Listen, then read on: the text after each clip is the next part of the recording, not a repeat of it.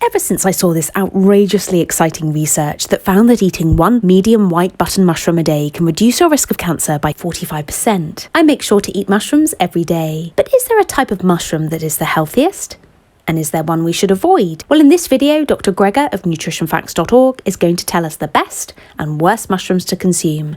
And I have to say, this was new information to me. A really popular mushroom right now is oyster mushrooms because you can buy these kits quite cheaply and grow your own at home. Oyster mushrooms have been shown to have powerful anti-inflammatory properties. Whilst only a test tube study, this fascinating research found that oyster mushrooms were able to reduce the secretion of multiple markers of inflammation in the body. But despite all of this, spoiler alert, oyster mushrooms were not the best mushroom Dr. Gregor mentioned. Before we hear that clip, can I ask a huge favour? If you find these videos helpful, please do hit the like button. This helps the video potentially reach more people who might need to hear it. Here's Dr. Gregor.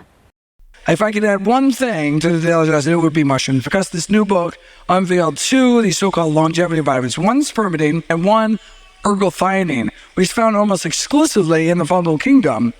So if you're not eating mushrooms every day, or tempeh, which is kind of a fungal fermented soy food, you're basically not going to get it.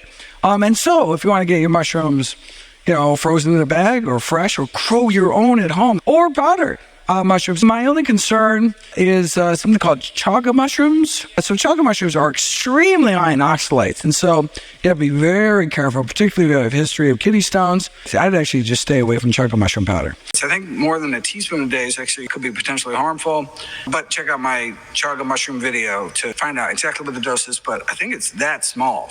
But like all the regular mushrooms, oh my God, porcini mushrooms actually have the highest levels of ergothioneine. Maybe one of the reasons why Mediterranean populations do so well, they actually have the highest levels of ergothioneine intake in the world. And so I can get dried porcini mushrooms, so that would be great.